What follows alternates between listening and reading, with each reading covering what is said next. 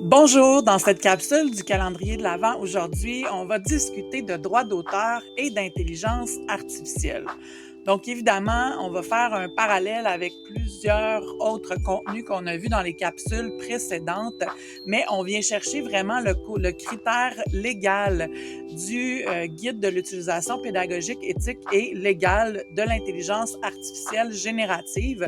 Et évidemment, on ne peut pas passer à côté, là, sont interreliés le critère légal et certains aspects du critère éthique.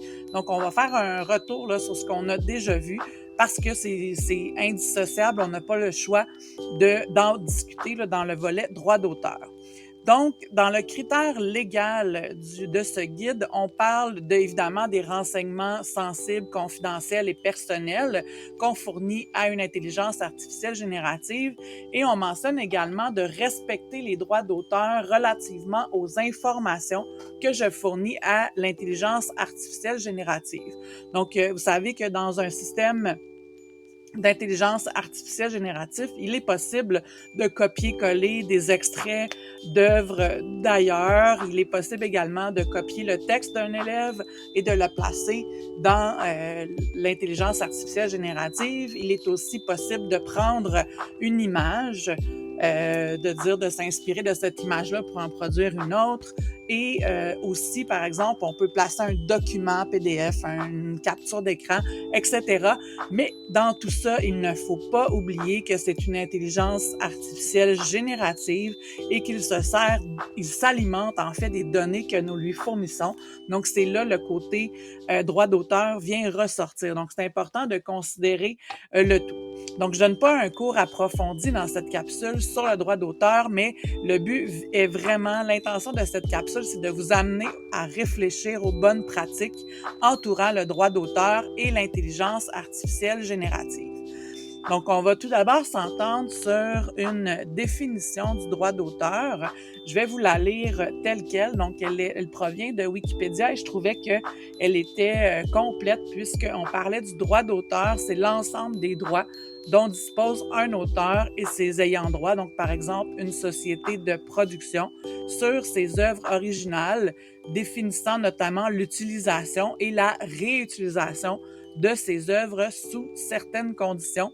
Donc, on parle ici évidemment d'œuvres musicales, graphiques, donc des créations graphiques, sonores, audiovisuelles, un logiciel, une création de mode, donc une œuvre littéraire, musicale, etc. Donc, c'est toutes les formes d'œuvres desquelles on discute dans le droit d'auteur. Donc, évidemment, des bonnes pratiques là, avant de commencer, avant d'utiliser l'intelligence artificielle, une bonne pratique, c'est vraiment de lire les conditions d'utilisation. Donc, que fait l'outil d'intelligence artificielle avec les données que nous lui fournissons? Donc, de lire, de bien prendre le temps. Évidemment, c'est pas ce qui est le plus agréable à lire, mais c'est vraiment important de lire les conditions d'utilisation et bonne pratique serait d'éviter d'utiliser le contenu d'autrui.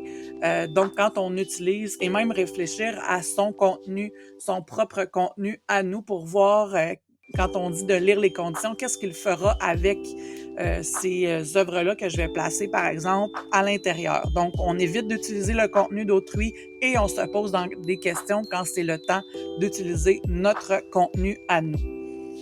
Donc, quelques petites données importantes. Donc, au Canada, depuis le 30 décembre 2022, une œuvre au Canada est généralement protégée du vivant de son auteur et pour une période de 70 ans suivant son décès. Donc, cette protection touche les droits moraux et les droits économiques également. Et quand on parle de droit d'auteur, on n'a pas le choix de faire un parallèle avec le référentiel des compétences professionnelles des enseignants. Donc, on vient chercher la compétence 13, qui est agir en accord avec les principes éthiques de la profession. Donc, agir avec vigilance et diligence pour protéger la confidentialité de l'information qui se rapportent à la vie privée des élèves et des autres actrices et acteurs éducatifs.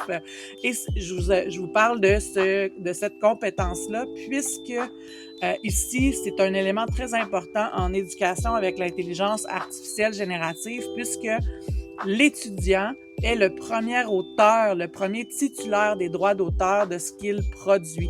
Donc, c'est vraiment important. Donc, quand faut avoir le petit temps d'arrêt avant de copier le texte d'un élève et d'aller le coller dans l'intelligence artificielle générative, puisque le droit d'auteur s'applique aussi à toute forme de travail scolaire, que l'élève soit en première année du primaire ou que ce soit des chercheurs en études postdoctorales. Donc, c'est vraiment important d'avoir ça en tête quand on se questionne à qu'est-ce qu'on va fournir à l'intelligence artificielle générative qui s'alimente vraiment de ce qu'on place à l'intérieur.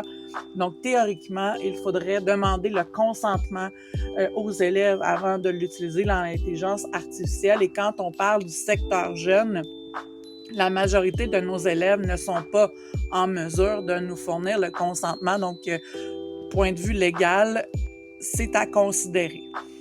Et maintenant, pour ce qui est de l'utilisation pédagogique, donc par exemple, je voudrais utiliser un extrait de matériel pédagogique et l'utiliser dans l'intelligence artificielle. Donc, si on regarde l'arbre décisionnel ici, on en vient vite à la conclusion que normalement, même si l'œuvre ne figure pas dans la liste d'exclusion de Copybec. Donc, vous pouvez le reproduire, on peut l'utiliser, par exemple, si sur papier, donc par projection de l'extrait, ou on pourrait l'utiliser sur un site sécurisé.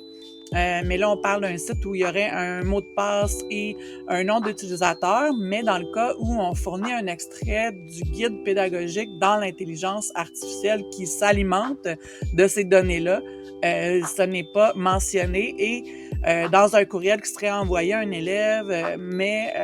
Donc, moi, quand j'analyse ce tableau-là, théoriquement, on ne devrait pas utiliser de matériel pédagogique et l'ajouter dans l'intelligence artificielle générative. Donc, c'est à garder en tête.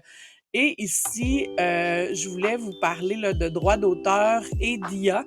Donc, par exemple, on se pose souvent des questions quand, par exemple, on a fait générer une image par l'intelligence artificielle. Qui sont en bout de ligne les propriétaires? Donc, qui a les droits de cette image-là en bout de ligne? Donc, ici, par exemple, je vais afficher le Geniali.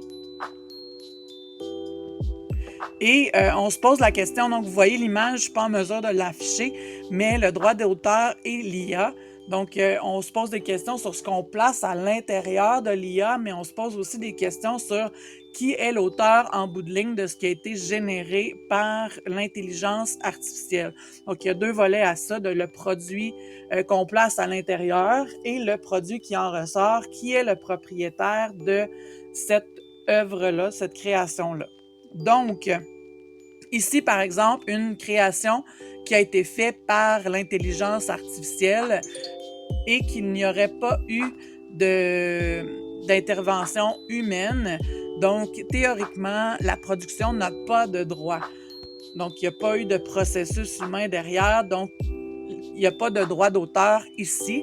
Par contre, s'il y avait eu une co-création faite avec l'IA et une personne, donc un humain, ici, en Irlande, au UK et Nouvelle-Zélande, les titulaires des œuvres générées par l'IA avec une personne qui a pris les dispositions nécessaires à la création de l'œuvre, ici, les droits d'auteur vont à la personne.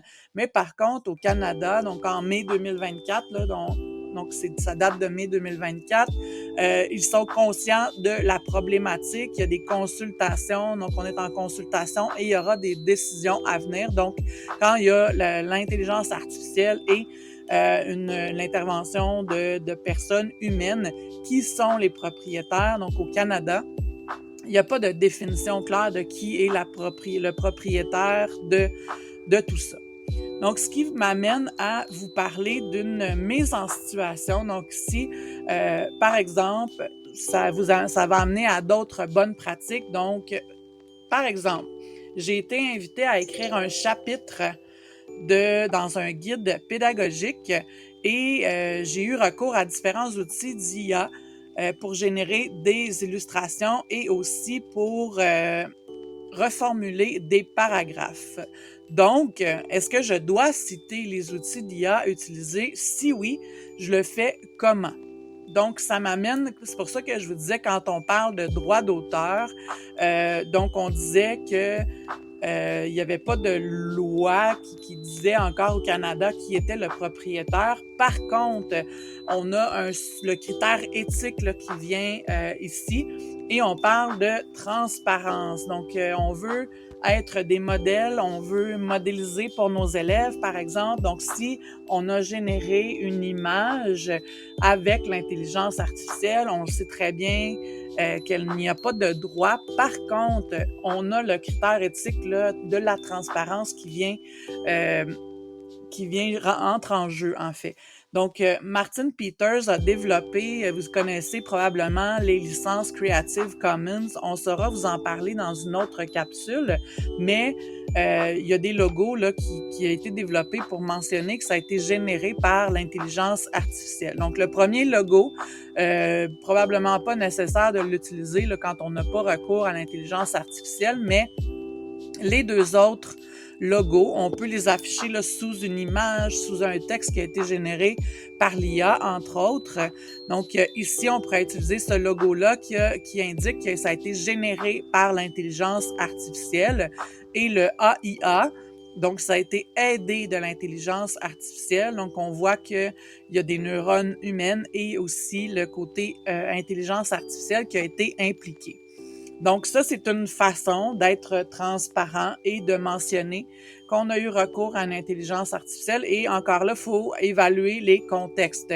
Donc, c'est toujours en éducation, du moins, c'est toujours d'amener les élèves, d'être des modèles pour nos élèves. Donc, quand on utilise ces symboles-là, en fait, on amène nos élèves aussi à mentionner et à citer l'intelligence artificielle. Et une autre façon de faire dans un texte, par exemple, quand on a des extraits de texte, on peut directement dans le texte inscrire de cette façon, donc OpenAI, donc qui est ChatGPT 2024. Et par exemple, dans une bibliographie, on peut, dans les références, nommer le nom de l'auteur du modèle d'IA, donc l'année du modèle utilisé.